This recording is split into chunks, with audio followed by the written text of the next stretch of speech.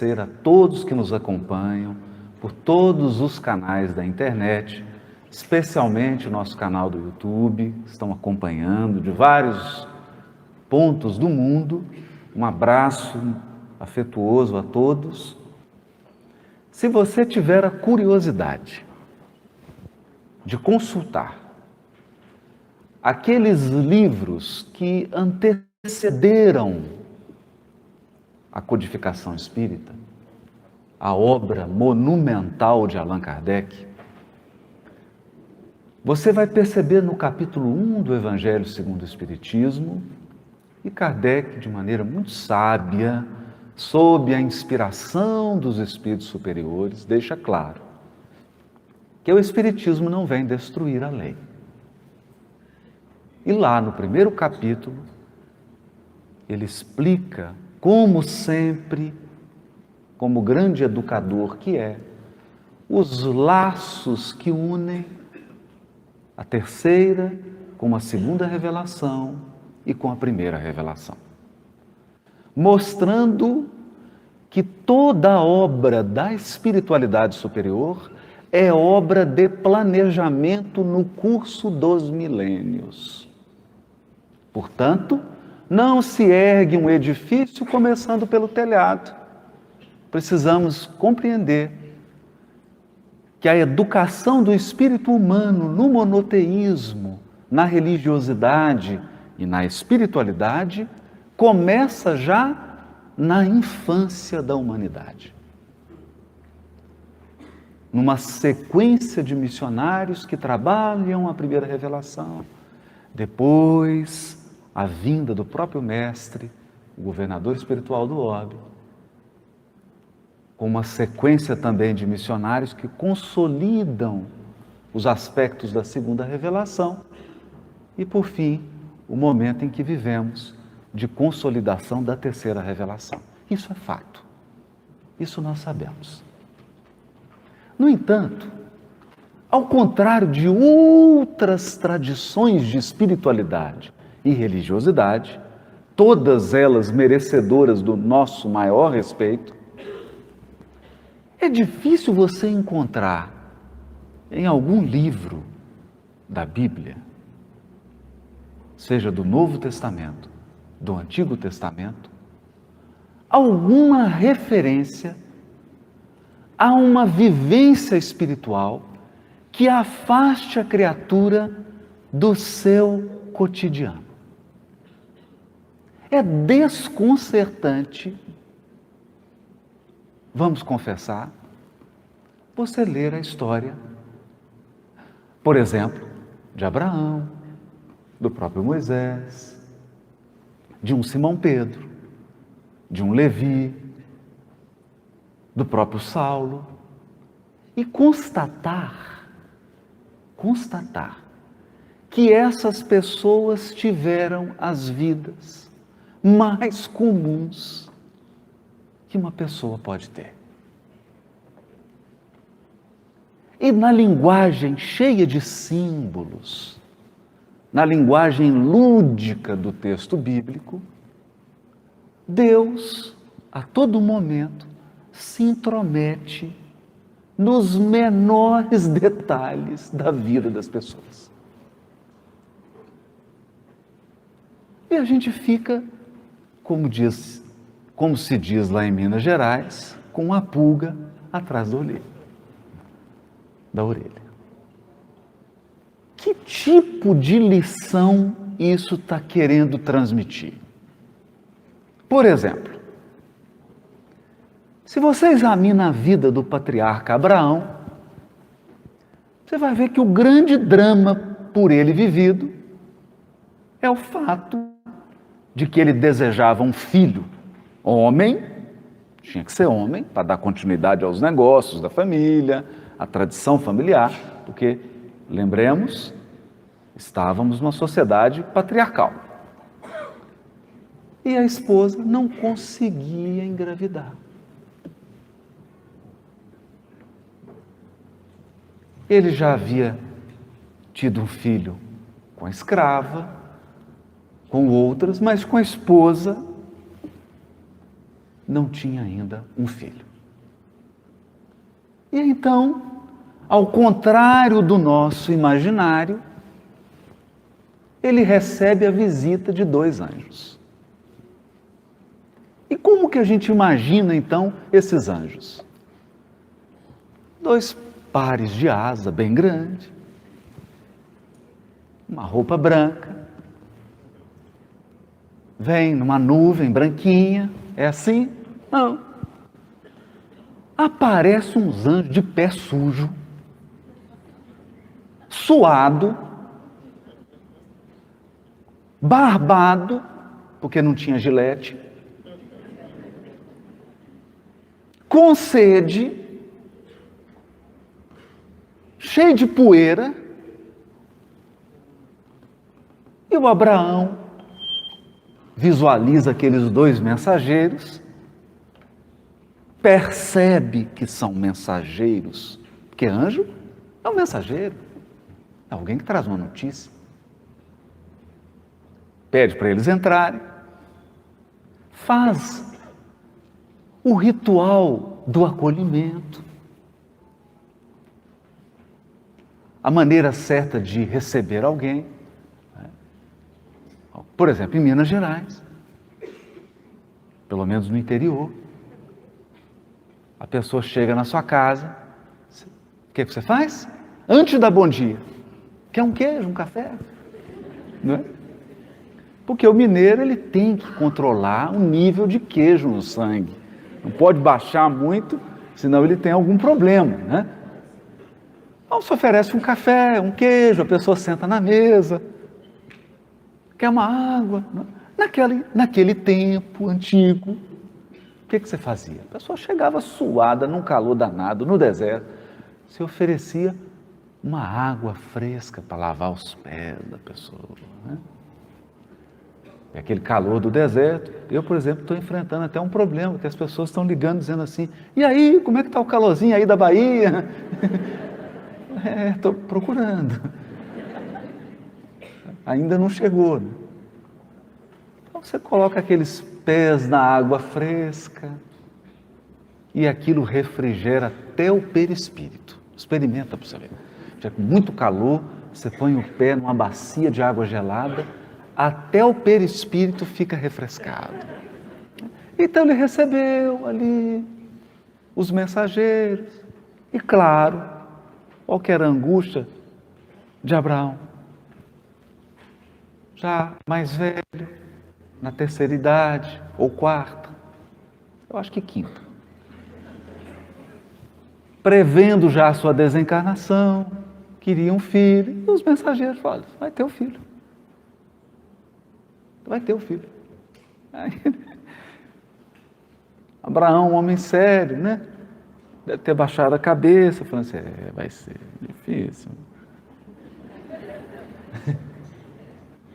Não tem ainda as técnicas de inseminação, né? Isso aí não chegou ainda. Deve ter pensado, não sei como é que vai ser isso. Mas engraçado são as mulheres, que elas são mais espontâneas, né? São bem mais espontâneas. E a Sara estava ouvindo de um cantinho, claro, né? Acho que chega 2 anjos em casa e a esposa não vai ficar prestando atenção na conversa, né? Então a esposa estava lá escondida, ouvindo tudo, sabendo o que eles estão conversando, né? E quando os anjos, né, lá, dizem que ele vai ter o filho, a Sara dá uma boa gargalhada. Mas ri com gosto, né? Eu não vou aqui entrar nos detalhes do casal, por que ela estava rindo. Eu não sei se ela olhou para o Abraão, olhou para ela. Bom, vamos pular essa parte. O certo é que ela deu uma boa gargalhada. Riu. E os mensageiros perceberam que ela estava espiando e ouvindo a conversa. E falou assim, você está rindo? Ela, não, achei engraçado, né? Meu marido já está velho, não é nada por mal não, né? aquela espontaneidade feminina. E o mensageiro disse assim: olha, você vai ter um filho. E agora, nós já escolhemos o nome desse menino. Esse menino vai chamar Risada. Isaac, risada.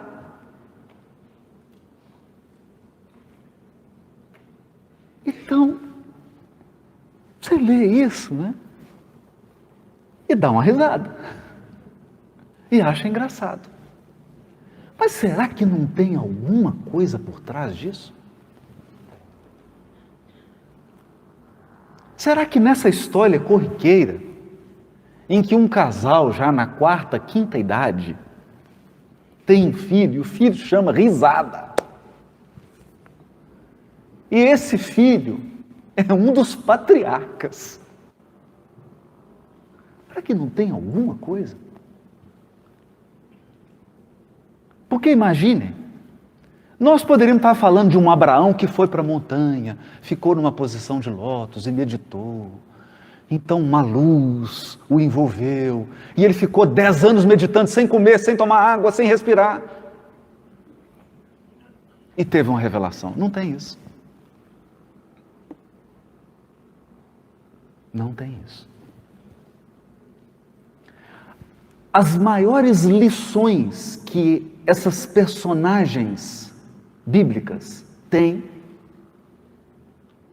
são nas situações mais corriqueiras da vida. Por exemplo, Jesus, segundo o capítulo 3 do livro Boa Nova, de Humberto de Campos, psicografia de Francisco Cândido Xavier, ao contrário do que muitos imaginam, não subiu em nenhum tapete mágico e voador. Ele simplesmente ficou em Nazaré, na carpintaria do seu pai, José. Quando chega o momento da sua atividade pública, depois de sondar Jerusalém, perceber estrategicamente que não seria por ali, ele se dirige para Galiléia. E o que Jesus faz? Funda então um grupo espírita, secreto, onde as pessoas ficavam só orando, meditando e entrando em contato com as esferas superiores. Foi isso? Não. Não. Jesus começa a caminhar pela orla do lago de Genezaré e começa a pescar com os seus apóstolos, que eram pescadores. Ninguém é afastado do cotidiano, ninguém recebe uma dádiva para poder se ausentar da sociedade, ninguém é retirado das suas relações familiares, ninguém é retirado das suas obrigações. Por exemplo, Levi continua sendo fiscal da Receita Federal. Só que é da Receita Federal do Império Romano. Cobrador de impostos. Continua. Não há deslocamentos exteriores.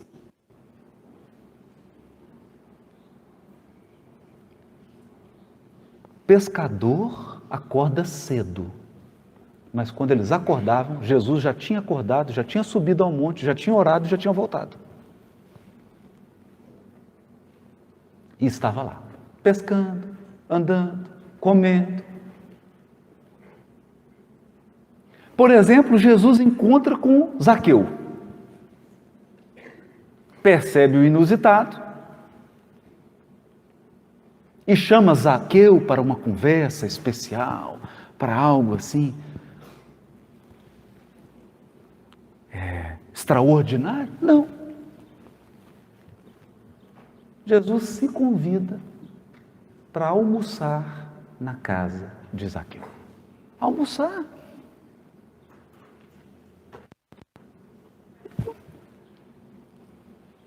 quando eu leio esses textos, eu confesso que, assim, você não sente falta de alguma coisa assim extraordinária?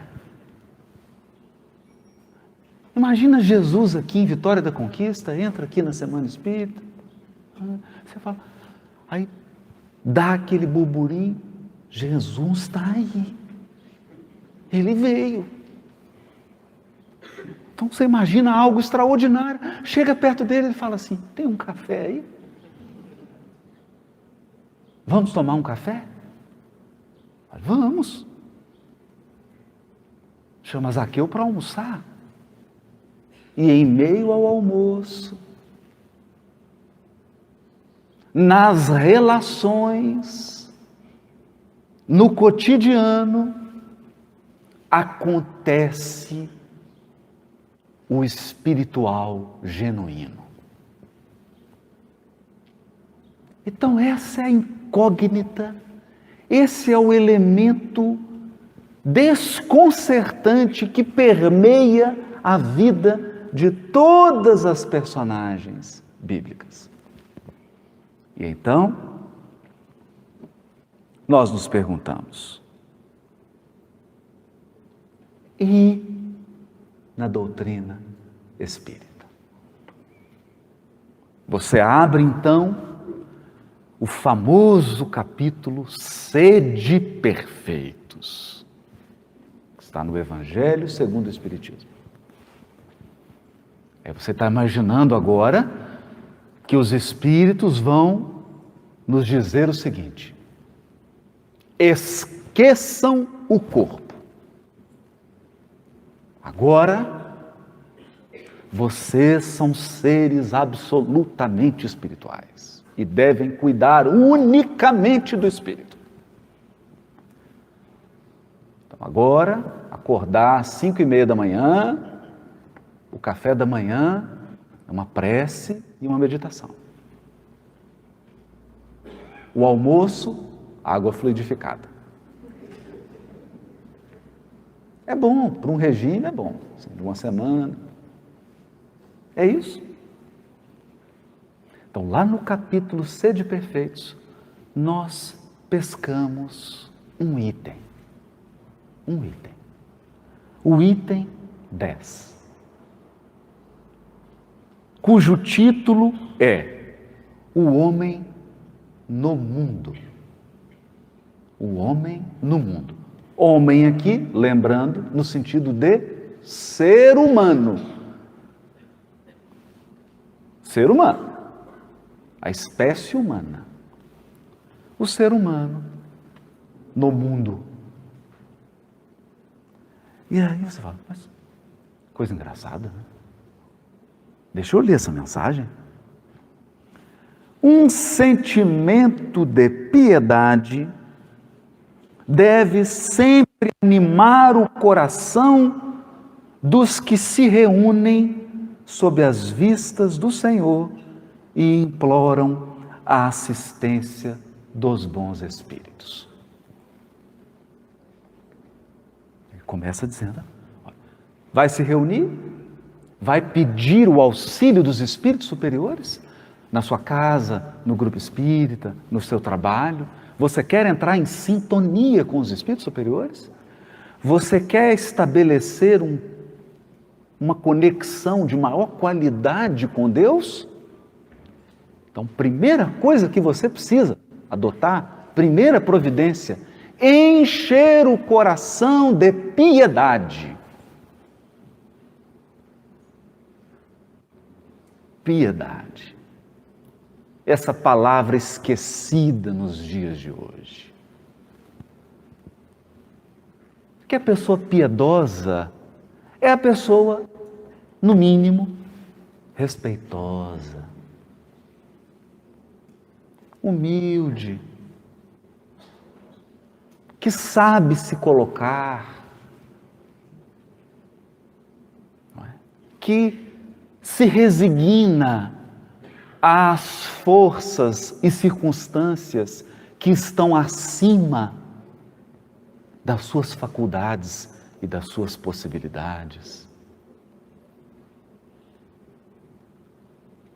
É aquele indivíduo que percebe que o mundo não se movimenta em razão do seu próprio capricho, que o mundo tem suas leis e suas regras, e nós que devemos nos adaptar a elas. O homem piedoso é o pescador. Ele não tenta controlar o mar. Ele procura compreender o mar para interagir com o mar de uma maneira mais inteligente. Então ele sabe que maré alta, eu recuo. Maré baixa, eu saio para pescar. Ele sabe que o horário de pegar o peixe é de tantas horas. Então ele não briga. Ele não briga com o mar. Ele se adapta. Ele entende as regras. Então ele flui. Ele flui. Flui.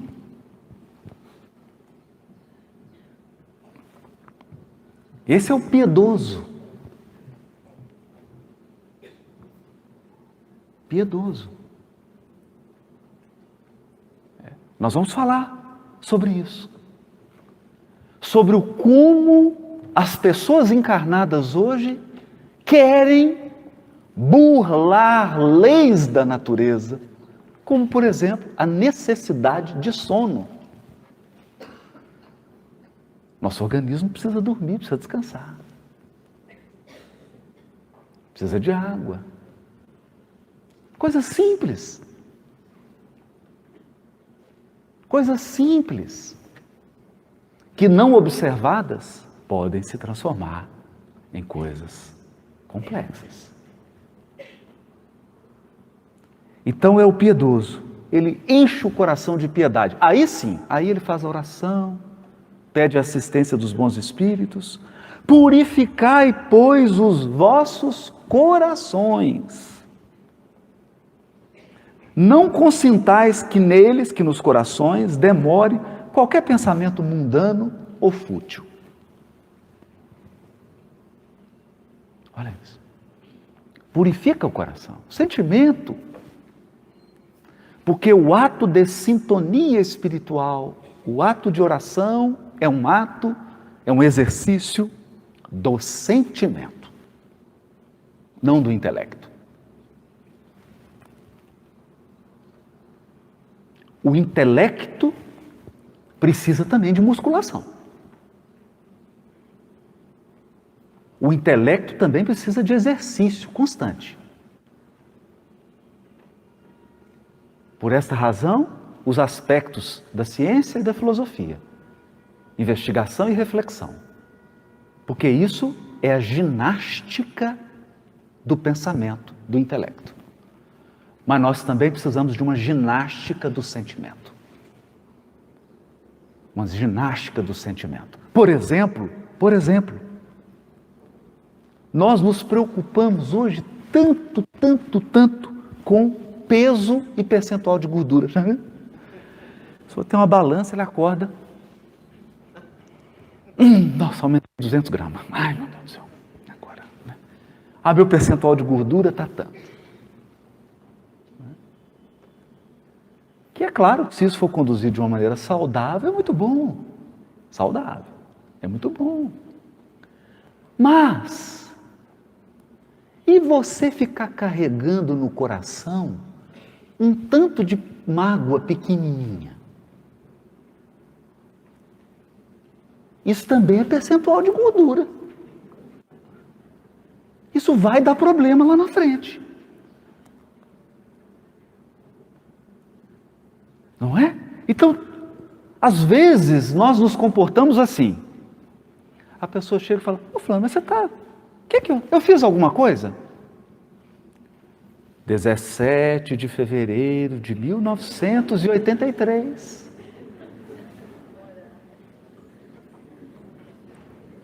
Eu pedi para você fazer aquilo para mim. Você não fez. 19 de agosto de 1999. E a pessoa tem uma lista de pequeninas mágoas e ressentimentos que ela está guardando. E se os nossos aeroportos tivessem equipamentos para pesar a mágoa, o que ia dar de excesso de bagagem? E eu chegar e falar, ih, rapaz, você vai ter que deixar um pouco de mala para trás. Porque você fica carregando aquilo, gastando e carregando. O coração está sobrecarregado de pequeninos ressentimentos.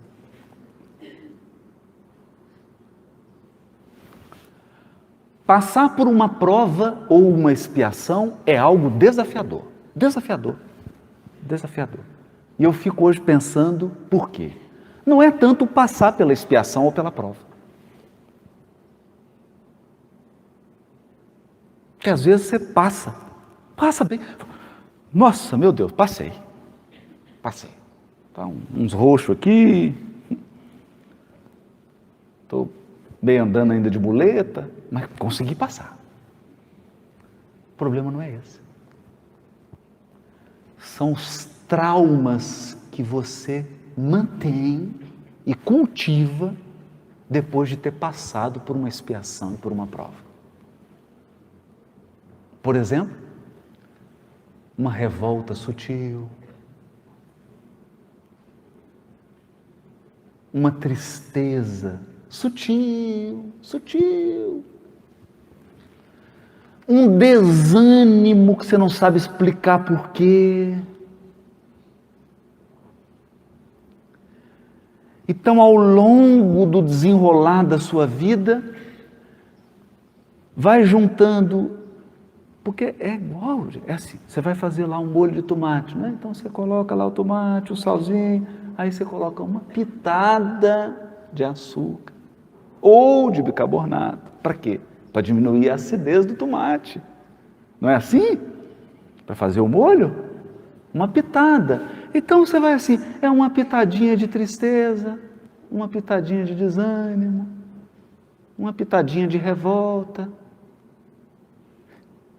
Daqui a pouco, de pitadinha em pitadinha, o negócio já virou 3 quilos, 4, 5, 1 tonelada.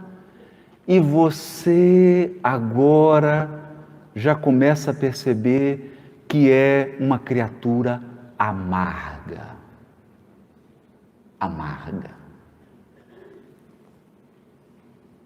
A amargura tomou conta do seu coração.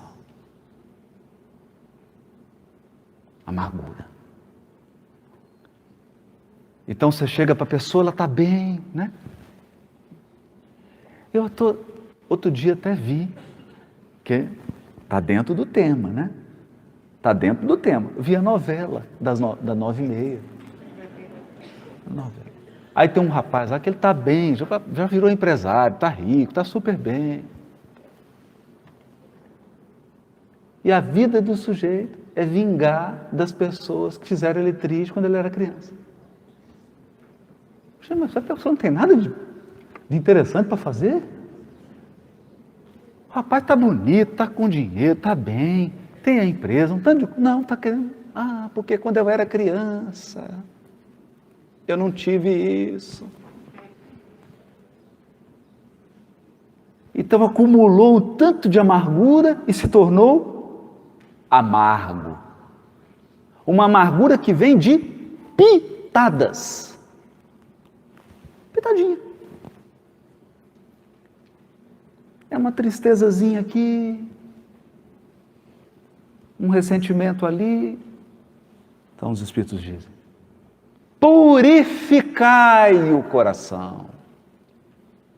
Vai para a prece, vai pedir o contato com os Espíritos superiores. Faz o seguinte, dá um banho demorado no coração. Por quê? Você escova dente todo dia? Espero que sim. Tomara. Pelo menos uma vez no dia você passa um fio dental, se Deus quiser. Toma banho pelo menos uma vez no dia. Então, todo esse cuidado com um corpo que vai morrer. Que dirá os cuidados que o espírito, que o sentimento exige? Todo dia você tem que passar um fio dental. Escovar o dente do coração. Dar um banho. Para tirar pequenas sujeiras do caminho que vão se acumulando. Então está aqui, purificai os vossos corações. Não consintais que nele demore qualquer pensamento mudando ou fútil.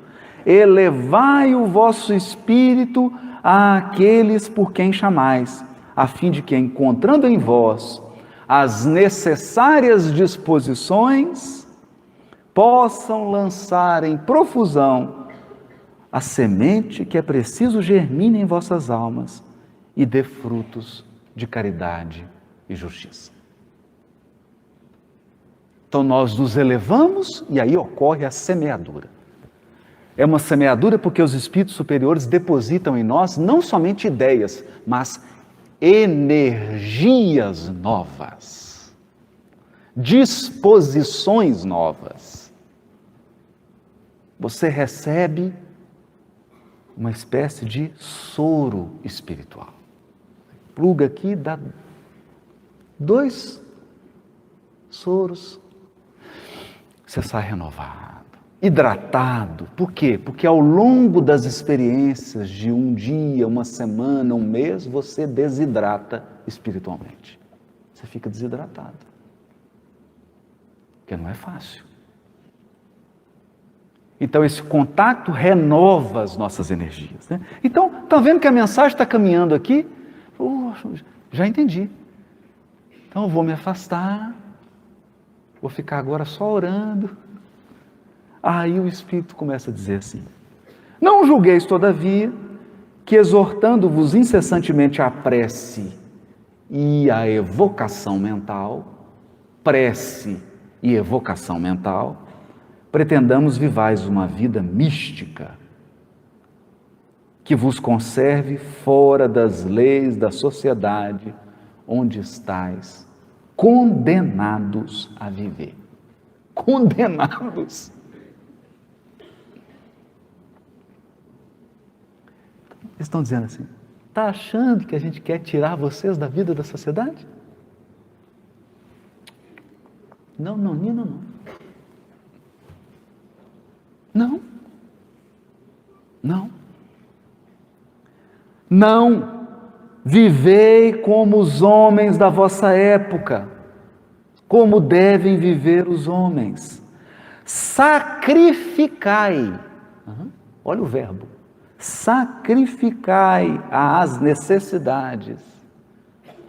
Sacrificai mesmo as frivolidades do dia, mas sacrificai com um sentimento de pureza que as possa santificar.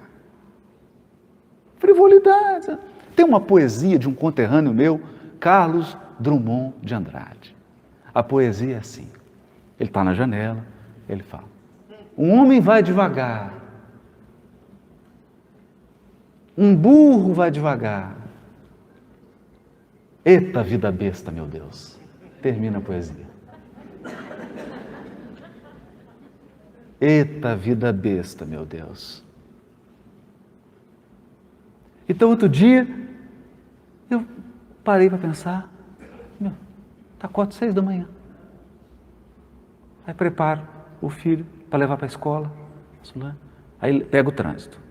É um trânsito suave. Belo Horizonte hoje tem um trânsito suave. Inclusive, os especialistas estão prevendo que daqui a um ano não tem mais trânsito em Belo Horizonte, porque os carros não vão andar. Não vai ter mais trânsito. Ninguém vai andar para lugar nenhum. Então você vai para a escola, que fica 3 quilômetros, 50 minutos. Tá eu, o filho com sono, 50 minutos no trânsito, para ir. E voltar. Daí volta. Depois, 5 para meio-dia, tem que buscar. 45 minutos para ir e voltar. Vai somando. Pega a calculadora aí. 50 minutos mais 45. Almoça. Tem que ir para o trabalho. 22 quilômetros. 1 hora para ir, 1 hora para voltar. 2 horas, mais 50 minutos, mais 45. Outro dia eu estava lá na minha oração, com essa mensagem aqui. Eu falei assim, meus amigos espirituais, olha, não quero discutir com ninguém, não estou questionando nada, está tudo certo, mas 3 horas só para deslocar?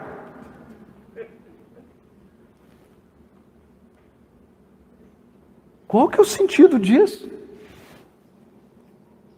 E aí eu reparei nesse verbo aqui, eu vou ler de novo. Sacrificai as necessidades, sacrificai mesmo as frivolidades do dia, mas sacrificai com um sentimento de pureza que as possa santificar.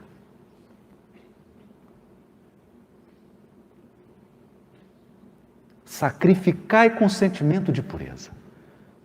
Sacrificar. Então, você não vai ser levado para um ambiente de espíritos puros, eles vão orar e vai cair pétalas de luz. Não, você vai ser colocado no trânsito.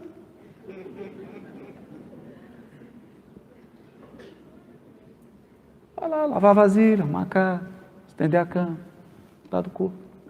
E vai gastar 1/4, 1/5 do seu tempo com essas coisas. Por quê? Por quê? Então me lembrei aqui de alguns casos bem interessantes. Quando você visita assim os lugares onde o Chico viveu, porque o Chico tem para nós, né, esse parâmetro de ter sido um verdadeiro espírita. Um verdadeiro espírita. Alguém que levou a sério a prática do espiritismo. Alguém que levou a sério a vivência dos ensinos morais, das leis morais. E eu então, ao longo do tempo, fui conversando com algumas pessoas para tentar identificar os hábitos do Chico. Né? Chico, médium que recebeu a série André Luiz, que recebeu os romances de Emmanuel. Então, vamos ver qual era o cotidiano dele. Acordava cedo.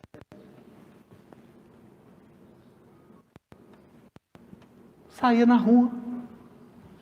Aí você olhava para aquele bar, mas era, gente, pensa num bar, assim, daquele bem derrubadinho.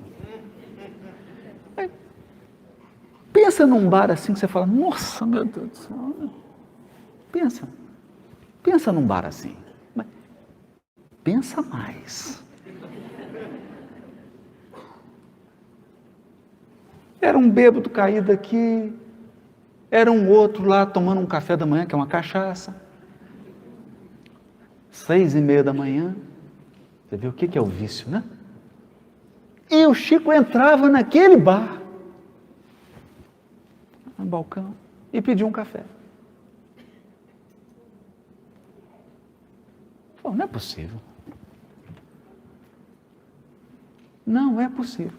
Então um dia passou uma senhora muito espiritualizada. Ao contrário do Chico,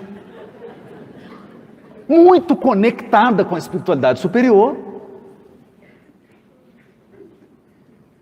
e falou assim, Chico, você num bar? Mas foi assim, sutil, falou com classe. Num bar? Porque aquela região você não fala bar, você fala bar. Aqui. E aí o Chico falou para ela, minha irmã, quando um espírita entra num bar, ele vira lar.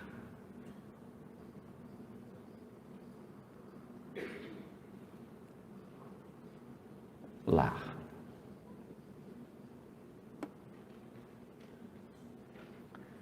Então, mas ele não ia lá para beber cachaça.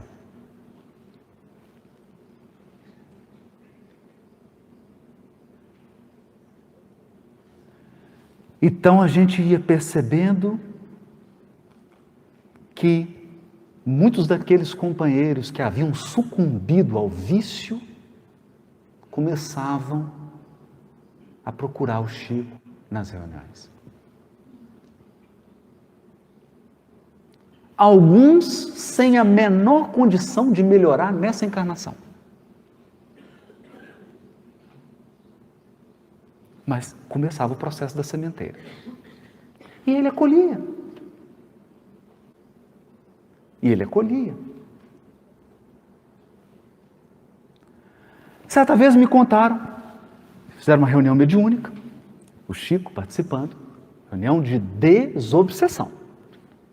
Presta atenção, não é uma reunião mediúnica, uma reunião de desobsessão para acolher e atender pessoas que estão num processo grave de obsessão.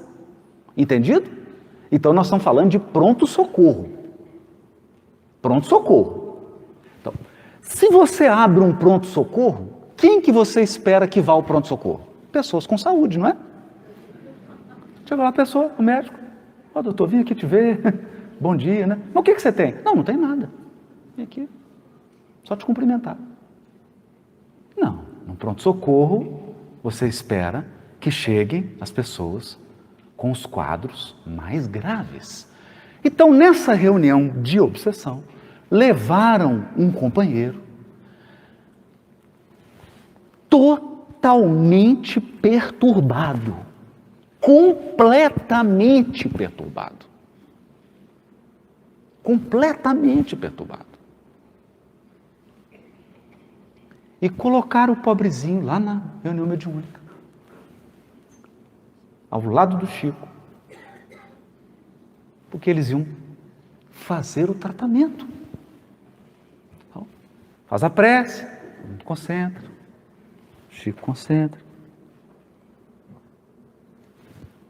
O companheiro tira um maço de cigarro, pega um cigarrinho, acende e começa a fumar na reunião mediúnica.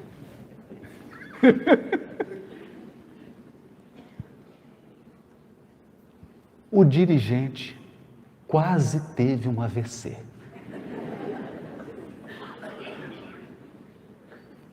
Porque é uma cena chocante, vamos combinar, não é? E ele chegou e falou, você está ficando louco? Está na reunião mediúnica e acende um cigarro do lado do Chico. Aí o Chico tirou a mãozinha, olhou para o dirigente, aquele olhar, né? Aí o dirigente já ficou em silêncio. E o Chico virou para o obsidiado. Estava obsidiado. Falou assim: ô meu irmão, pode soprar a fumaça em mim?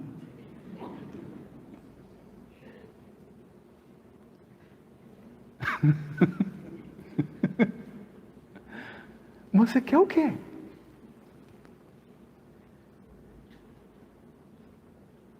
O que a gente espera? Imagina, você tem uma fratura exposta, chega no pronto-socorro, o médico fala: nossa, o osso está indo para fora? Nem não atendo. Mas doutor, o senhor é ortopedista? Não. Só atendo fratura sem ser exposta.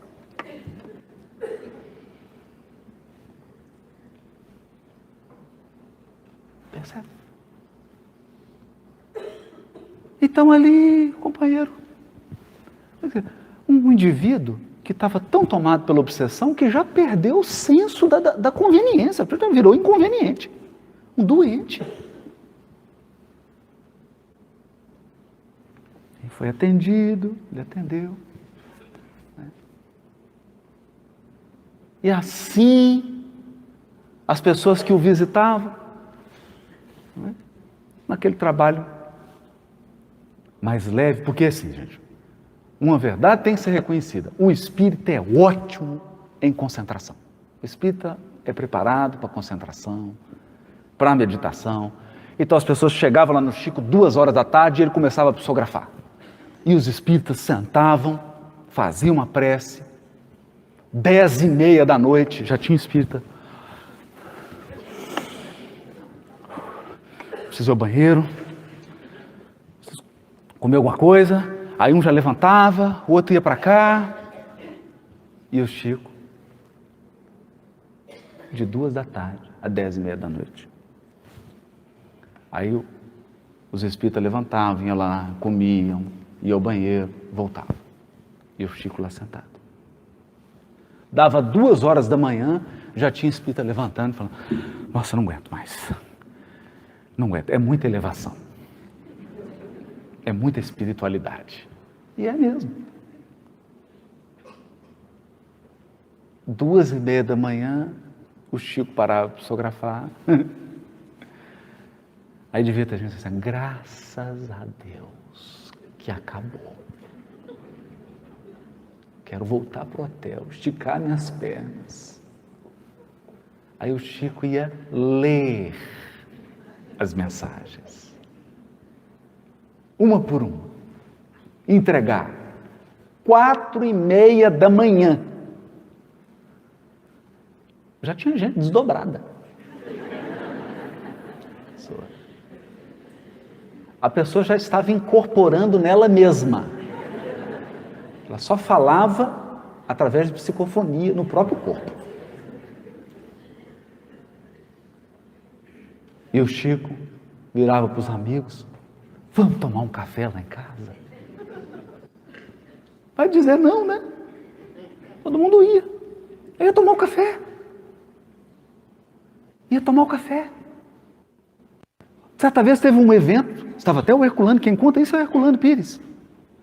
Estava com os companheiros, foi desse jeitinho que eu contei aqui. 2h, era 4h30, o povo estava tomando café e comendo um bolinho. E o Chico ali acolhendo. Quer dizer,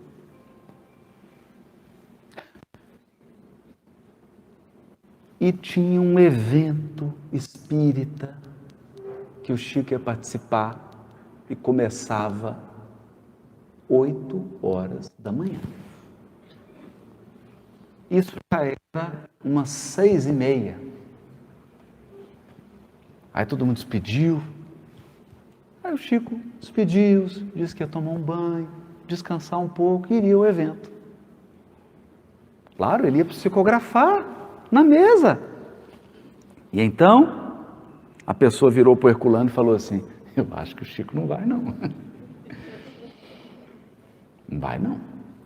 A hora que ele tomar aquele banhozinho quente, que ele deitar na cama, só amanhã. O Herculano Pires virou para a pessoa e falou assim: você não conhece Chico Xavier. Você não conhece o Chico. Deu 8h, eles chegam lá, está lá o Chico na mesa. inteiro, chegaram perto.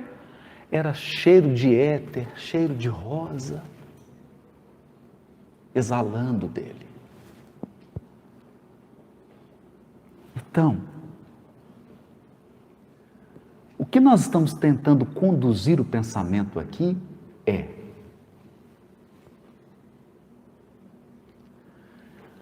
o cotidiano da encarnação constitui os instrumentos pedagógicos que irão espiritualizar-nos ou evangelizar o nosso espírito. Essa rotina, esse cotidiano, é o material didático da providência divina. Nessa escola, sem paredes, sem quadro aparente, sem cadeira, que é a ampla evangelização da vida. É nesse movimento, é na articulação dessas relações que nós construímos uma espiritualidade. Então, a espiritualidade não é uma fonte milagrosa que você se afasta das suas obrigações, se afasta das suas relações pessoais, se afasta do seu cotidiano para ir em algum lugar místico beber da água da espiritualidade. Não, a água da espiritualidade está depositada nas circunstâncias, nos acontecimentos aparentemente mais insignificantes.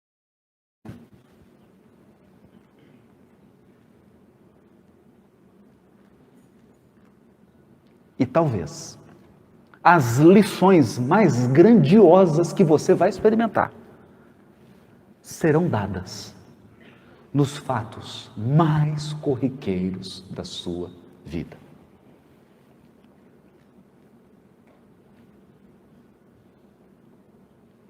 Coisas simples.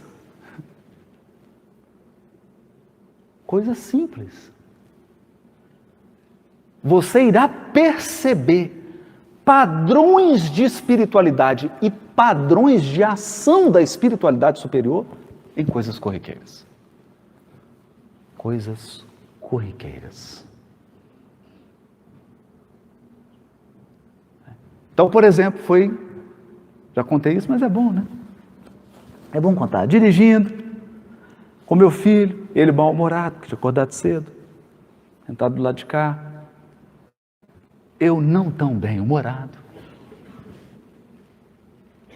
Dirigindo, a pessoa dá uma fechada. E aí, gente, eu tive uma regressão para uma encarnação anterior minha, em que eu estava numa espécie animal. Uma encarnação muito remota. Então veio aquela memória de animalidade, eu baixei o vidro assim. Agora eu vou rugir. Eu lembrei dessa encarnação que eu fui leão. Vou rugir. Eu baixei o vidro. O indivíduo parou do meu lado. Falei, é agora. Eu já estava até ouvindo a música do Rei Leão. Eu falei, é agora que eu vou rugir.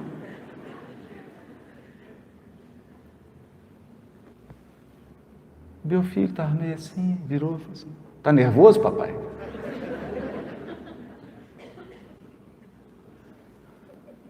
Um pouco. Assim, vai xingar o moço? Falei, estou querendo.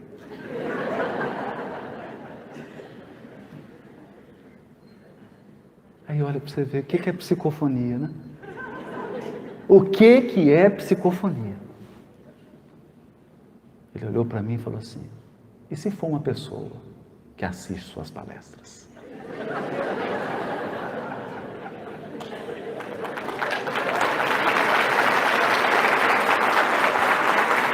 Nessa hora, eu mudei de encarnação, eu lembrei na encarnação que eu fui um ratinho, pequenininho. Me deu uma diminuída. Mas eu tinha que dar uma resposta, né? Eu tinha que dar uma resposta. Aí eu falei assim, aí eu estarei desmoralizado. Desmoralizado. Não é? Eu xingo o sujeito, ele fala, nossa, eu assino seu canal, te acompanho lá.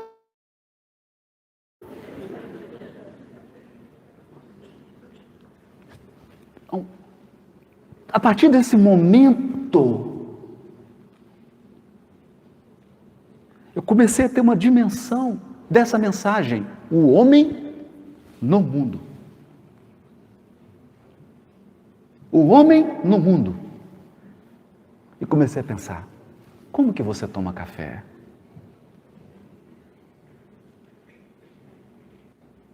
Como é que você almoça? Como é que você lida com essas questões assim, aparentemente sem importâncias?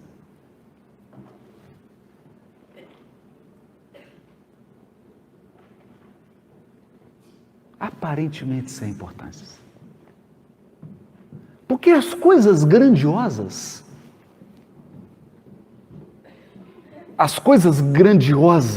as ações extraordinárias de Deus se escondem nos fatos corriqueiros. Por exemplo, tive um amigo agora, não estava com sobrepeso, não tinha nenhum sinal clínico indicando que ele tivesse uma situação de risco. Eu começo a sentir uma dorzinha assim no peito, um calor, assim, um cansaço. Vai para trabalhar, sente, o negócio está meio esquisito, não? Está estranho. Liga para uma pessoa que é cardiologista, espírita, amiga. Ela fala, vem para cá. Vem para cá agora. Ele tinha sofrido um infarto. Aí chegou lá, você está bem? Tô bem, estou sentindo um cansacinho, né? Vai fazer o exame? Ela fala, nós vamos te internar, você vai fazer um cateterismo, uma angioplastia e uma válvula estente. Mas agora? Não dá para mandar um WhatsApp assim, preparar? Não, é agora. Nós vamos ter que fazer agora, porque assim está com um pequeno risco de você ir para nosso lar hoje.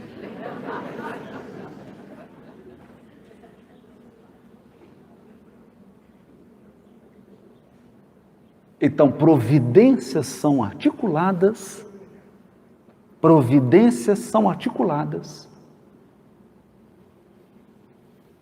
no cotidiano da vida. E eu pergunto, no cotidiano da vida, está você sintonizado com as forças superiores que regem os nossos destinos?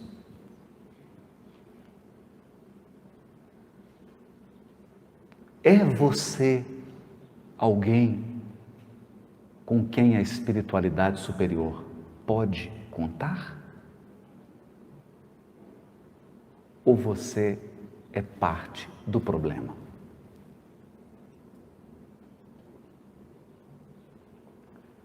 Bom, nós vamos agora fazer uma oficina de cotidiano. Então vamos dar um intervalo até às 11, para que você vá ao banheiro com bastante espiritualidade. Tome um café com bastante espiritualidade. E daqui a pouco a gente volta para prosseguir nas nossas reflexões. Não choqueis a nenhum deles com quem tiverdes.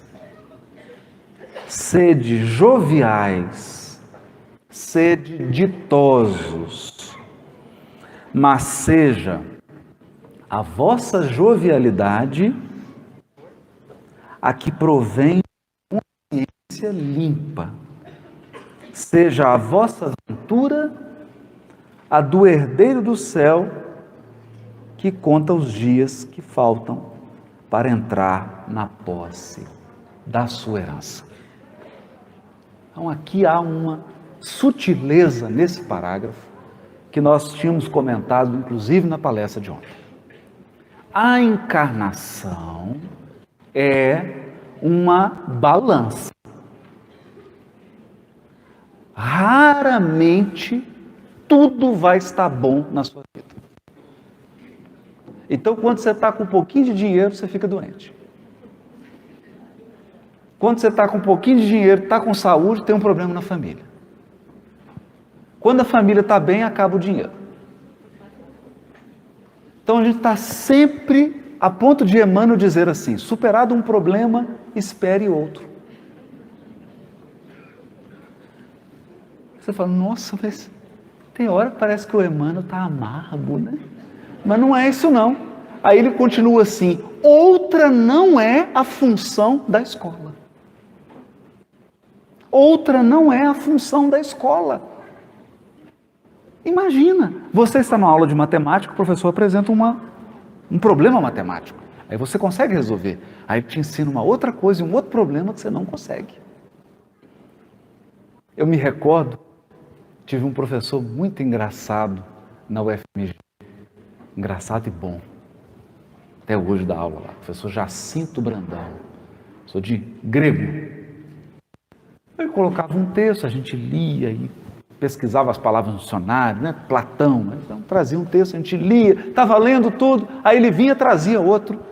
Você olhava, aí ele ria e falava assim: ficou grego de novo. Ficou grego de novo. Então, conseguia ler.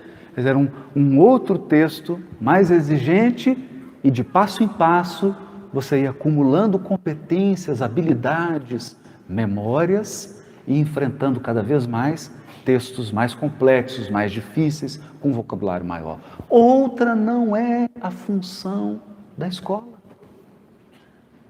A encarnação é uma escola. Então ela mistura. Ela mistura. Você pega, por exemplo, a obra de André Luiz. Então, vamos lá. Nossa, é mais ou menos uma harmonia. Não é todo mundo igual. Não é todo mundo igual. Não é? Tanto que você tem gente que está trabalhando no Ministério do Auxílio e tem gente que está na União Divina. Então há diferença. Mas há um certo equilíbrio. E quem está no umbral, está no umbral. Só adentra em nosso lar se for para ser socorrido. Agora aqui na Terra não, você mistura todo mundo no umbral, nosso lar, todo mundo junto, às vezes na mesma família. Os caracteres todos diferentes, todo mundo junto. Para quê? Para forjar o caráter. Forjar. Nenhuma liga metálica é obtida a não ser em altas temperaturas. Então, as virtudes do espírito, as habilidades, os potenciais anímicos, eles são forjados. Forjados. Eu me lembro de uma cena comovedora. Todo mundo deve se recordar. Foi no início de 2002, Chico Xavier, já bastante abatido, foi internado. Até aquela cena que estavam filmando, apareceu duas luzes entrando no... Não é? Aquele fenômeno, né? Impressionante. E aí foram entrevistar o Chico, e ele disse então que se tratava da sua mãezinha, de Emmanuel, que foram visitá-lo. Né? E lá, num determinado ponto da entrevista, uma pessoa pergunta assim: o que é que o Emmanuel te disse? Porque eu não sei se você sabe, o Chico não gostava muito de hospital, nem de ser internado, se é que tem alguém que goste. Mas ele não gostava mesmo. Não gostava. E ali ele teve um problema e precisou ficar internado.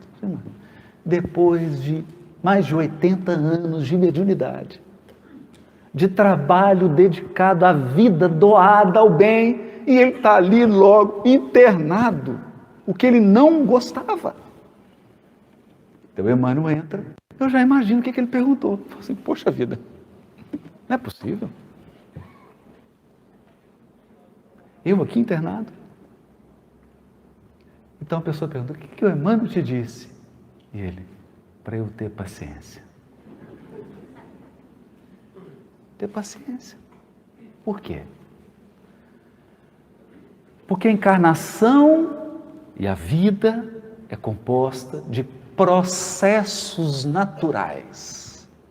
Processos naturais que têm o seu tempo, a sua lógica. E ninguém burla o espírito de sequência da natureza. Ninguém burla. Então vai chegar uma hora, que é a hora da preparação, da viagem, de volta. E isso é um processo.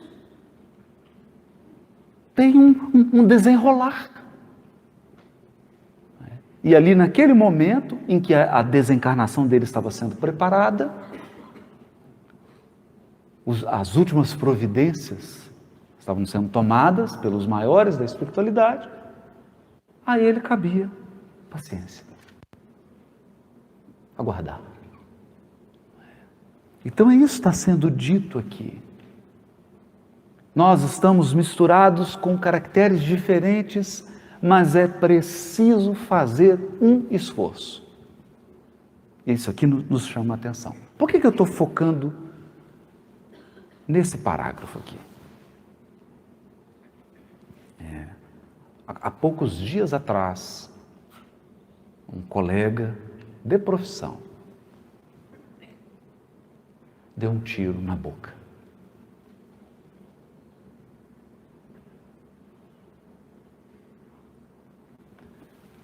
Há 8 meses atrás, eu fui procurado por uma companheira, dizendo assim, Haroldo, nós precisamos fazer alguma coisa. Eu sou coordenadora da área de saúde da Universidade Federal de Minas Gerais e estou ficando impressionada com o número de suicídios em alunos de medicina.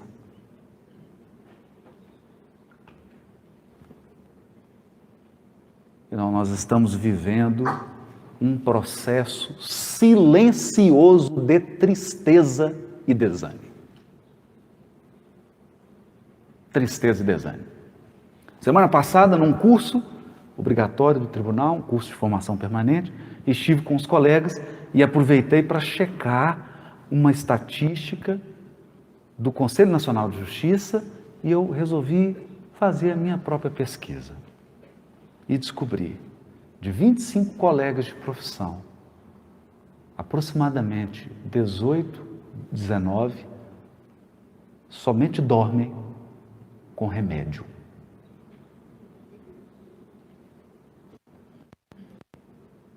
Ou seja, 25 pessoas, que eu pude ali no grupo,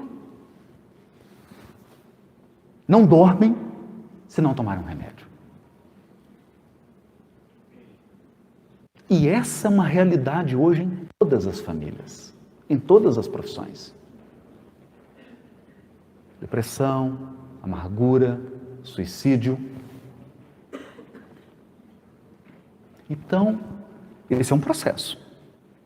Não quero aqui ser simplista, simplório e estabelecer aqui uma causa única para a depressão, porque isso é de uma complexidade imensa, com múltiplas causas, com múltiplas circunstâncias. Mas também nós observamos, a gente está vivendo, está vendo as pessoas. E tem duas coisas a gente observa que está acontecendo. E está acontecendo mesmo com o espírita.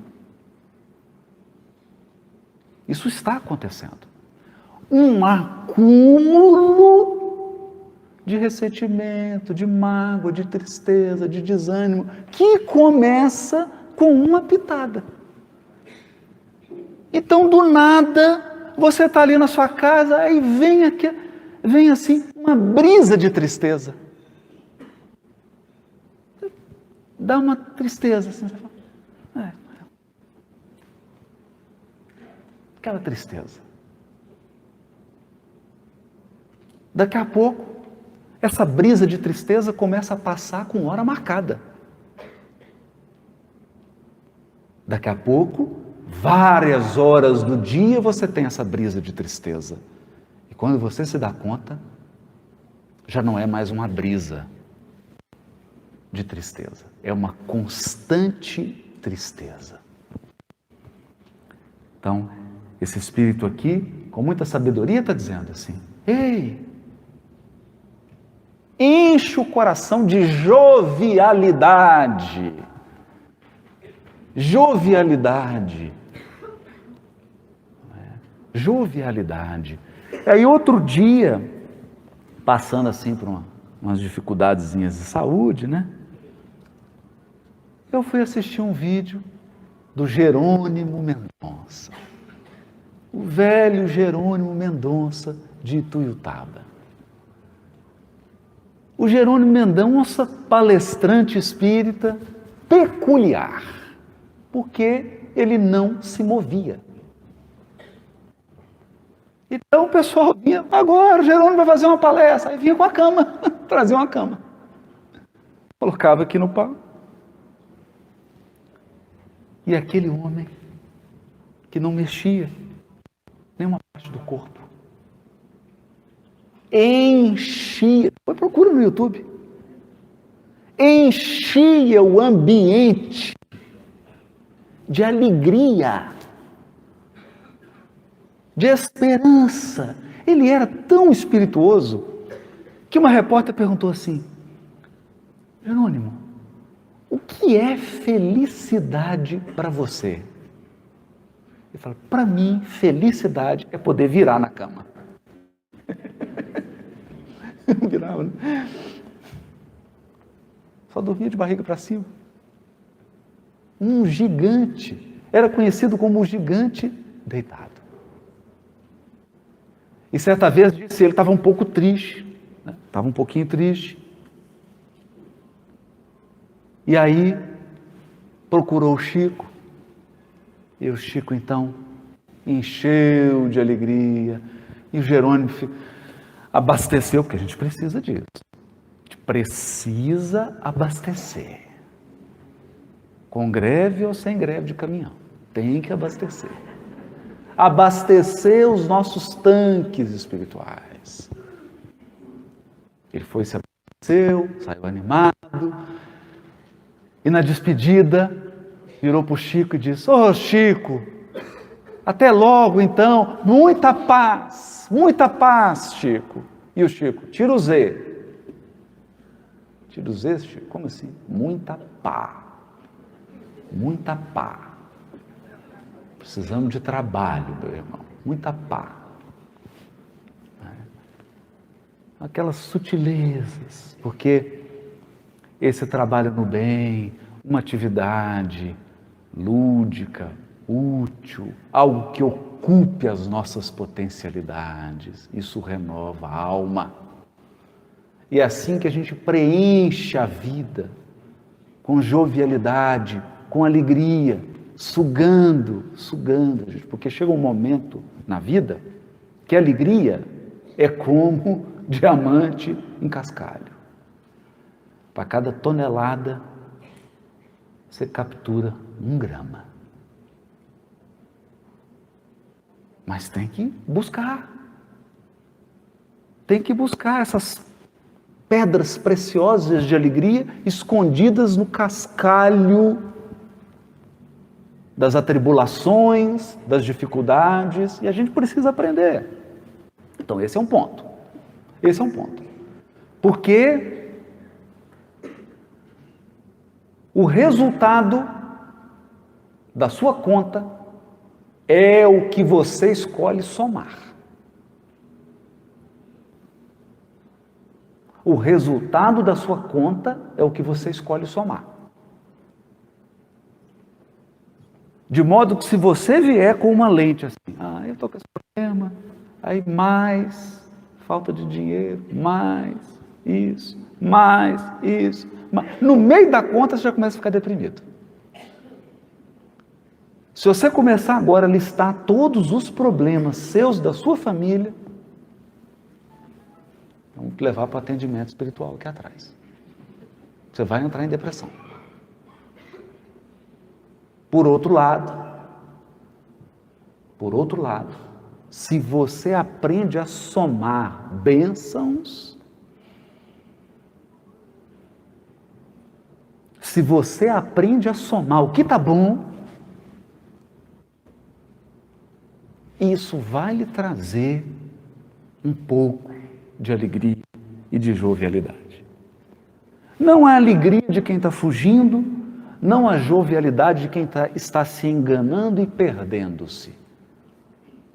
Mas, como diz aqui, a jovialidade de alguém que, iluminado aí pelos elementos do Consolador prometido, sabe que a vida aqui é uma vida temporária. É sempre bom medir tudo na nossa vida, tudo que está acontecendo, tudo por que nós estamos passando, colocar nessa medida de que no fim, você vai morrer.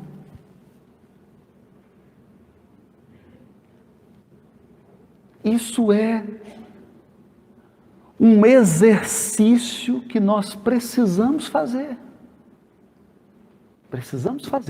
E eu tenho ouvido assim, tenho vivido e tenho ouvido. Vivido e ouvido. Conversava com esse amigo aí que teve um infarto, ele falou assim, eu estou tendo que agora mudar a minha maneira de viver. Espírita. Mas por quê? Porque a espiritualidade permitiu que ele colocasse um pezinho na desencarnação. Um pé. Então, alguns de nós só estão reformulando sua maneira de pensar e sua maneira de viver se você der um susto. A pessoa tem que quase desencarnar e ela muda. Alguns. Você quer isso? Se você quiser, a gente faz a prece agora pedindo. Só um susto. Você vai só sentir a desencarnação, assim, um leve. Então, essa perspectiva, ela nos traz para a realidade e para a condição do espírito encarnado. A condição do espírito encarnado é uma condição de fragilidade. Fragilidade. Nós caminhamos em uma fragilidade que é permanente. Por mais que você se acredite poderoso e no controle da situação. Não é assim. Segundo, afora essa nossa capacidade de aprender a somar o que é bom, há um outro elemento da sociedade contemporânea, que alguns têm chamado de a civilização do analgésico. Olha que expressão curiosa. Alguns estudiosos têm chamado o nosso tempo de o tempo do analgésico. Por quê? Ninguém mais, com raras exceções, tem resiliência, suporta a dor. Então nós vivemos numa cultura que diz assim, meu Deus, não pode sofrer. Não pode ter dor. Nenhuma dor.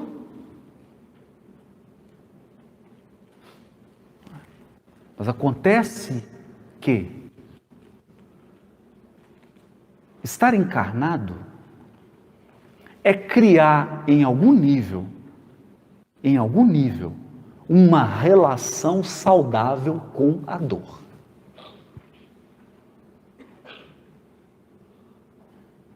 Não dá para alimentar a ilusão de que nós vamos poder afastar a dor demais. Não vamos. A sociedade do analgésico tem produzido um processo educativo e às vezes a gente cai nisso. Às vezes, na ânsia de amar e proteger nossos filhos, nós queremos tirá-lo de todas as experiências de dor. Não, meu filho não pode sofrer, não pode passar muita dificuldade.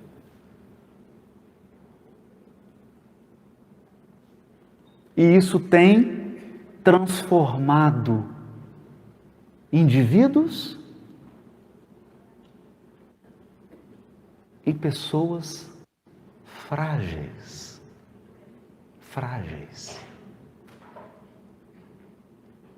Extremamente frágeis.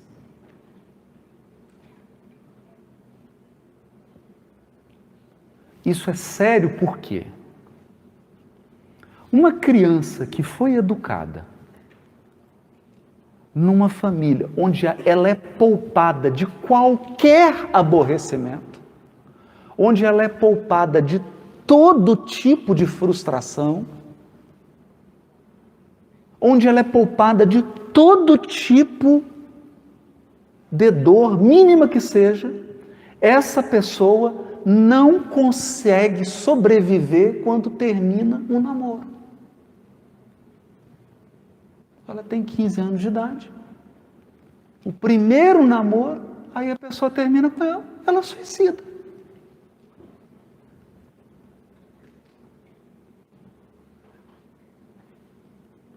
Por quê?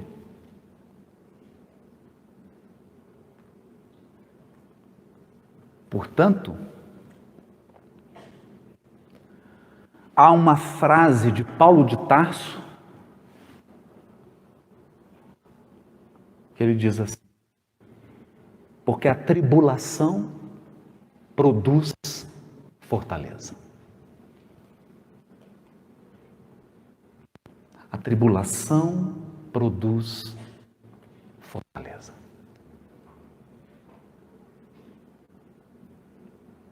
E aí nós adentramos num tema que é importantíssimo.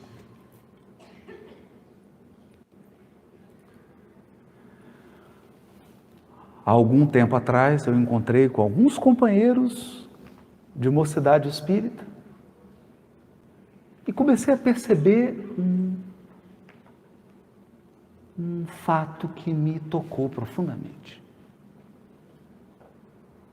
Tocou profundamente.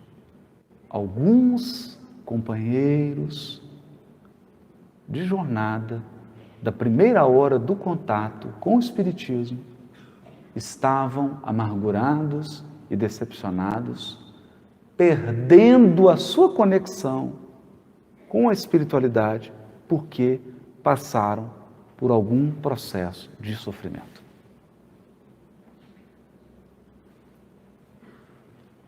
Então seria muito bom se nós pudéssemos chegar aqui e falar do Consolador Prometido como uma retórica. Só que, quando eu digo assim, quando os Espíritos dizem melhor, Consolador Prometido, o que está implícito nisso? Que você vai passar por experiências dolorosas, a ponto de necessitar de consolação.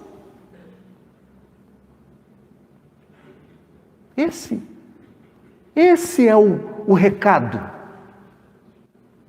Experiências desafiadoras vão chegar até você e você necessitará de consolação.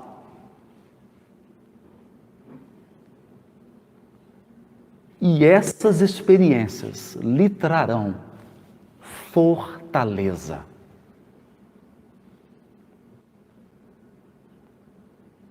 Fortaleza. Eu me lembro aqui de uma experiência forte vivida, bem forte, bem desafiadora, em que liguei para uma amiga espírita em São Paulo, muito experiente, muito vivida. E ela perguntou assim: o que está acontecendo? Eu falei: está acontecendo isso. E ela disse assim: já passei por isso 3 vezes. Eu já estava quase morrendo, passando por um. Achei que não ia sobreviver. Ela: já passei por isso 3 vezes.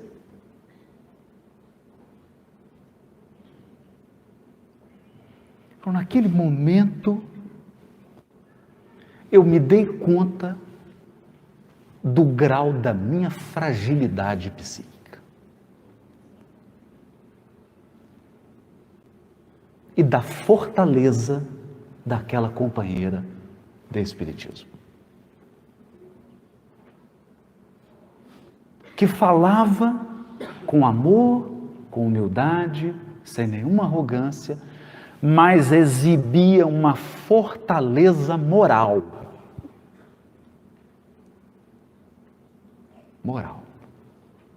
Então, é necessário resgatar esses elementos da espiritualidade.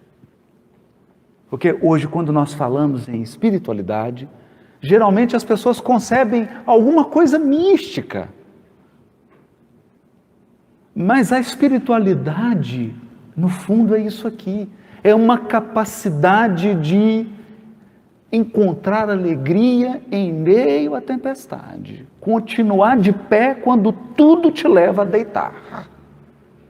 Manter-se firme e forte quando todas as circunstâncias exteriores parecem estar ruindo.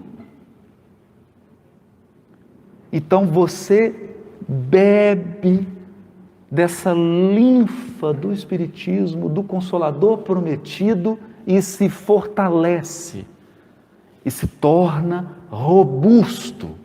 E isso tem a ver com fé. Fé, que é o que está dizendo aqui, do herdeiro. Porque fé aqui não é no sentido de acreditar. É fé no sentido de confiar. Confiar, que é um processo. E você vai passar por ele. E que há um propósito. Há um propósito. Então, qual que é o desafio de estar encarnado? O encarnado não pode ter ou não pode ser revelado ao encarnado as garantias. Porque esse é o processo educativo. Então nós estamos aqui encarnados e assim, a gente não sabe. A gente caminha na confiança. Por exemplo, acabei de receber aqui do mundo espiritual uma lista dos presentes aqui, da desencarnação dos presentes aqui, nesse seminário. Deixa eu pegar aqui qual vai ser o primeiro. Não tem isso. Sabe por que não tem? Porque até esse processo é dinâmico, ele pode ser alterado. Até esse processo pode ser alterado. Certa vez um companheiro foi narrar um problema para o Chico, e ele falou assim: mas meu irmão, nós precisamos resolver isso. Eu já estou na minha 3ª moratória. Falou desse jeito. Eu já estou na minha 3ª moratória.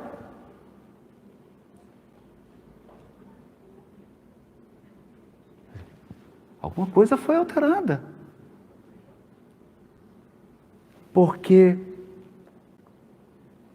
o universo é dirigido pela inteligência suprema e pelo amor infinito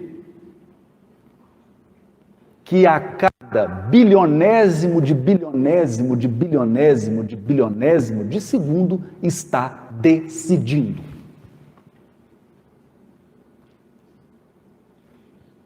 Então as decisões podem ser alteradas. Estamos num processo vivo e dinâmico. Vivo e dinâmico. Então, o que se exige então? Conhecer não é possível. Não é possível. Nós não temos como ter acesso ao processo integral. Não temos. Mas temos elementos suficientes para confiar que há uma supervisão individual de nossas vidas. Basicamente, é assim: sorria, você está sendo filmado. Você está sendo observado. Não consiste a virtude em assumir severo e lúgubre aspecto, em repelirdes os prazeres que as vossas condições humanas vos permitem. Olha isso. Repelirdes os prazeres que a vossa condição humana vos permite.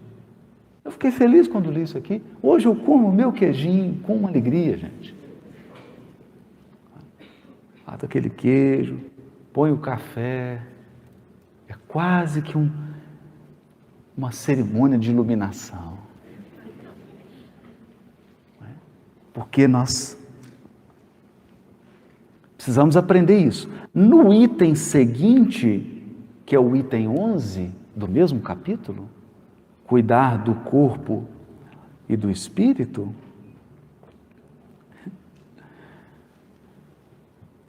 o Espírito que dita a mensagem diz assim, que nós somos mesquinhos até no gozar.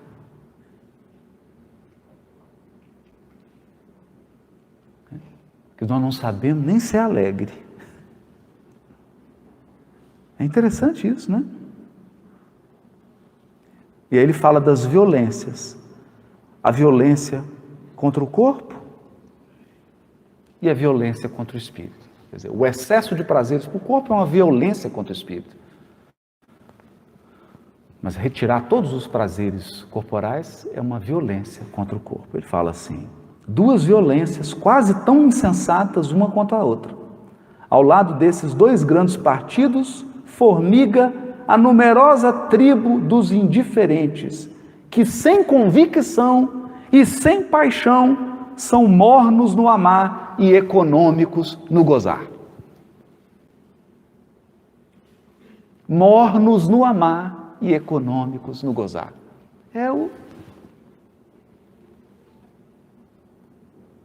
Aquela coisa. Então, olha o que os Espíritos estão dizendo. Não. Ama, mas ama com intensidade. Cultiva suas relações com intensidade. Entende? Se for para comer a sobremesa, que você não pode, porque você está de regime, coma com alegria. Já que ela vai se acumular,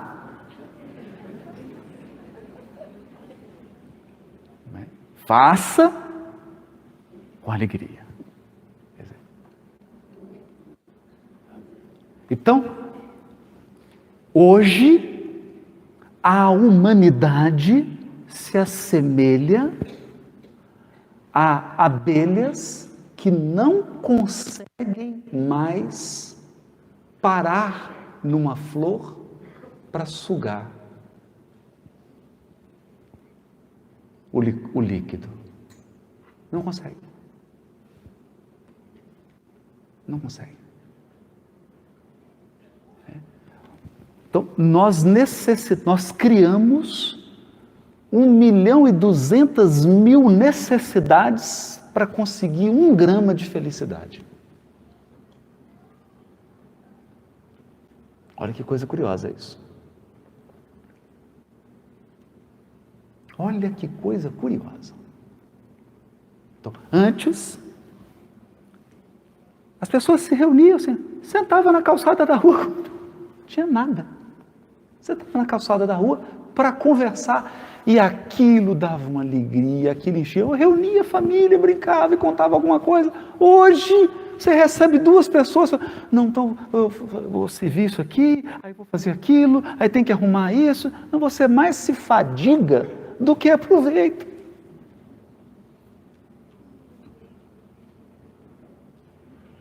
Porque nós não conseguimos mais, primeiro, estar presente no que estamos fazendo e não conseguimos mais extrair a alegria da simples presença. Da simples presença. Então a gente repara assim o padrão. A família fala, estou um pouco entediado. Vamos sair então? Vamos sair. Tem que sair. Vamos sair. Vamos jantar fora. Aí chega, escolhe, aí senta. Aí um pega o celular, está aqui no WhatsApp, no Facebook, o outro aqui. E aí, vai pedir o quê? Não sei. Pode ser isso aí, pode. Então, pode pedir. Moço, o prato aí, já escolhendo. Eu podia ter ficado em casa. Entende? Então, mas isso é uma tendência que está nos sugando. Ninguém consegue mais. Você quer ver uma coisa desconcertante? Eu vou falar para vocês uma coisa desconcertante. Desconcertante. Experimenta fazer isso hoje, depois que terminar o seminário. Você vai escolher uma pessoa que você tem intimidade, porque senão vai dar problema. Tem que ser esposo, marido, filho, alguém que tem intimidade, que te entenda. Não faça isso com estranhos, não é recomendado. Chame alguém da sua relação íntima. Olhe nos olhos da pessoa e converse com ela olhando nos olhos. Em 2 segundos, a pessoa vai te perguntar assim, você está com algum problema?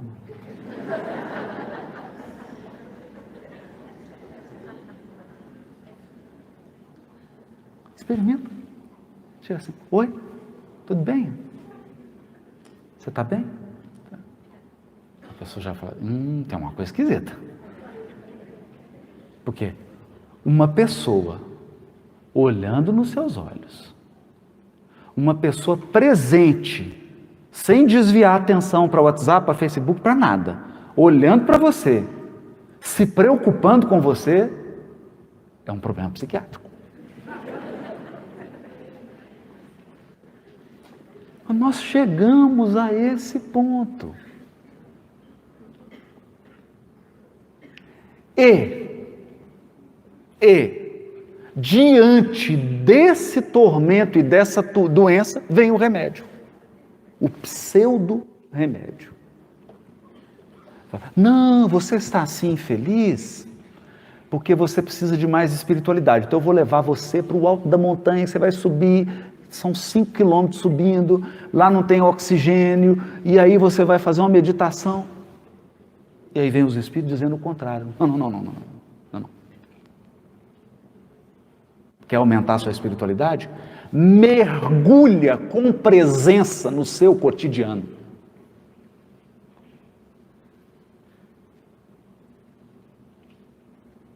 Mergulha com presença na sua vida.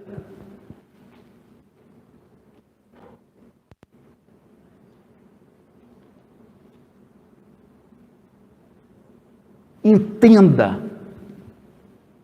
que o ritmo da vida não é o ritmo do Facebook.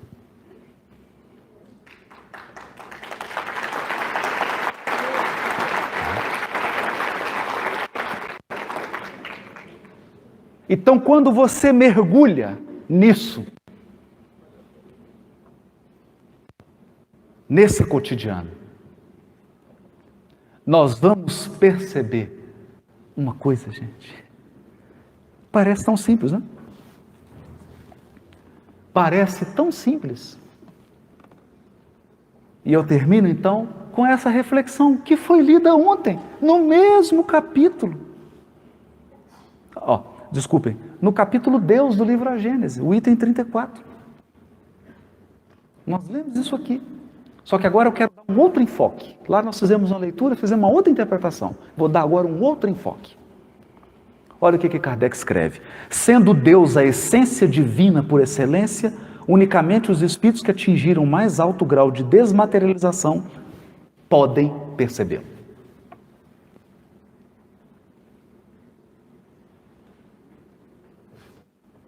Porque Deus é a essência divina. Se você está materializado, adivinha. Você está cheio de crosta, camadas. Você não percebe. Querem ver? Alguém aqui já tentou dar banho num marreco? Num pato? Já tentou? Eu já tentei.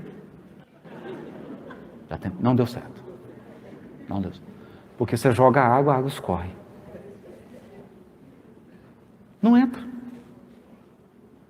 É impermeável. Não, mas joga mais água, não adianta, pode afogar ele na lagoa.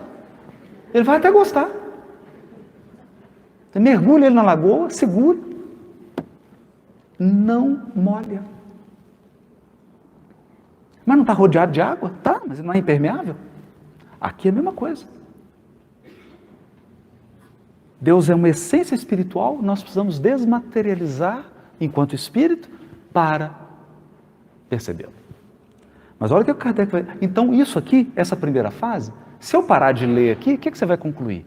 Nossa, então eu tenho que afastar do cotidiano, eu tenho que afastar de tudo que se refere ao corpo e tenho que ficar agora só orando e meditando. Não parece isso? Então vamos prosseguir. Pelo fato de não o verem, não significa que os espíritos imperfeitos estejam mais distante deles do que os outros. Esses espíritos, como os demais, como todos os seres da natureza, se encontram mergulhados no fluido divino, do mesmo modo que nós estamos mergulhados na luz.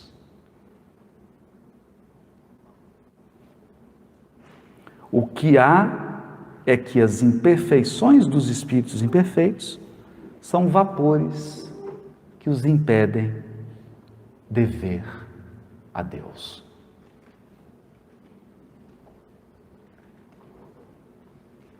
Então, a partir disso aqui, eu diz assim: quando o nevoeiro se dissipar, eles verão a Deus resplandecer. Para isso, não é preciso subir nem procurá-lo nas profundezas do infinito. Desimpedida a visão espiritual, que a obscurece, eles o verão de todo o lugar onde se encontra, mesmo da terra, porquanto Deus está em toda parte. Então, o que o codificador está dizendo aqui? Você se tornou espírito puro. E aí chega a hora, fala, espírito puro, agora eu vou conseguir perceber Deus. Aí é aquela festa para te receber, né? Que é uma festa de formatura, uma festa bonita. Eu não sei como é que é, não cheguei lá ainda, mas dizem que é linda. Você se torna um espírito puro e agora você começa a perceber Deus. Aí quando você percebe, você fala, nossa, será que eu subi demais? Não?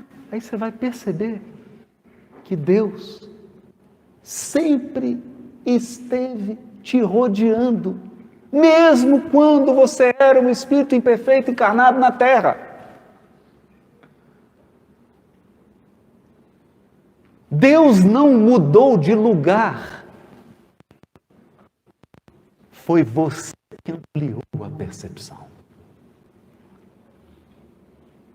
Então, o que esse ensino aqui quer nos transmitir? Sabe o quê? Você agora está absolutamente cercado e preenchido por Deus.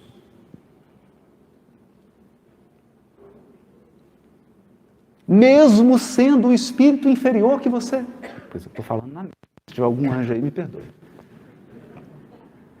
Mesmo sendo um espírito imperfeito, você já está na presença absoluta de Deus.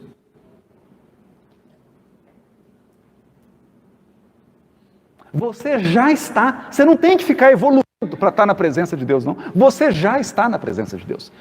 Você não está percebendo.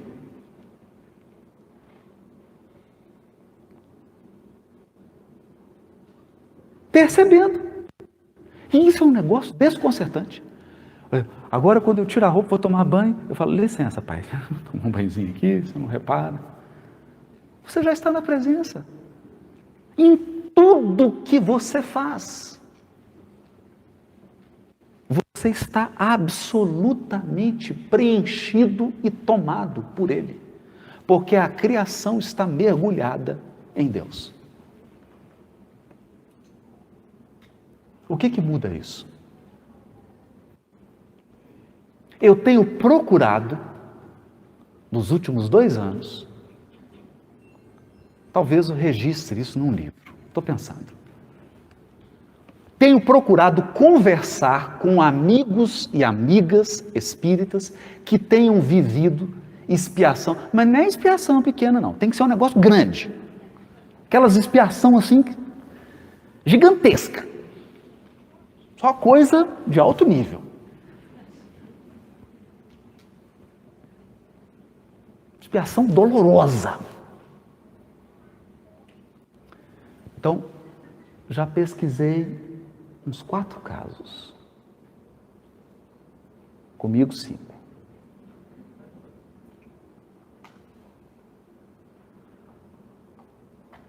E eu termino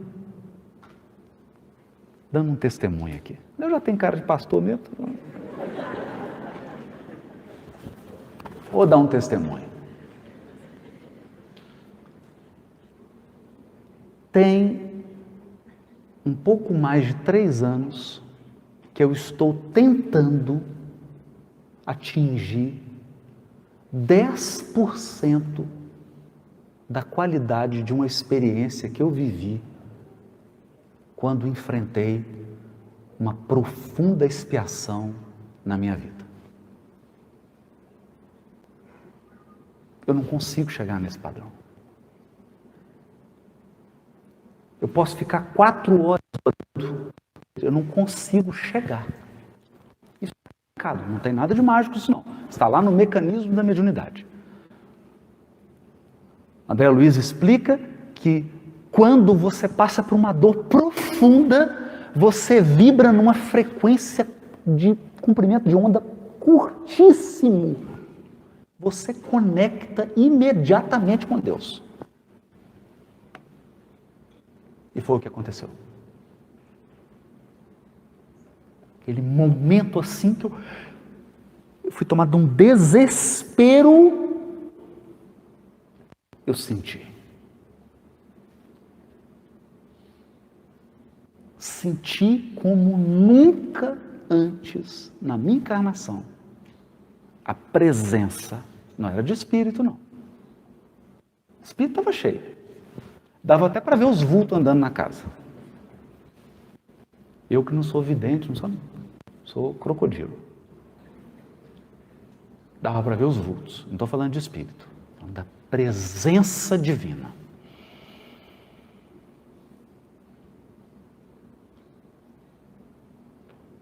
Por quê? Por 2 segundos eu consegui romper as barreiras da percepção que a minha imperfeição moral colocam no meu espírito, pela dor eu pude romper e perceber o que um dia eu vou viver integralmente quando me tornar um espírito puro.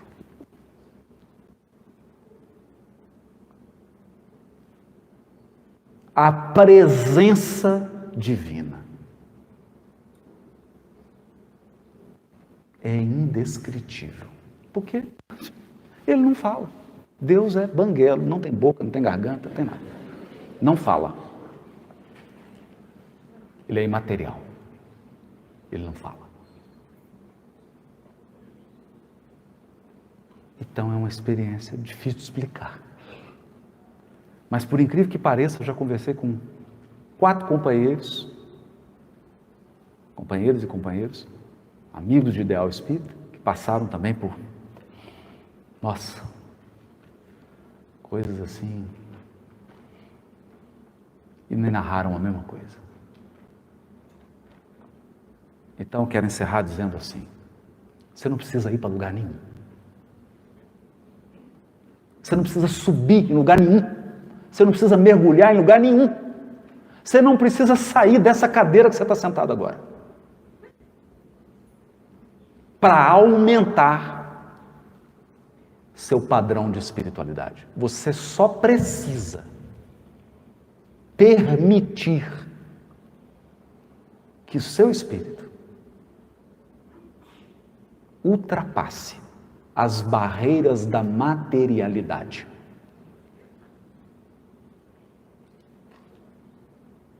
Porque o nosso cotidiano já está preenchido de Deus.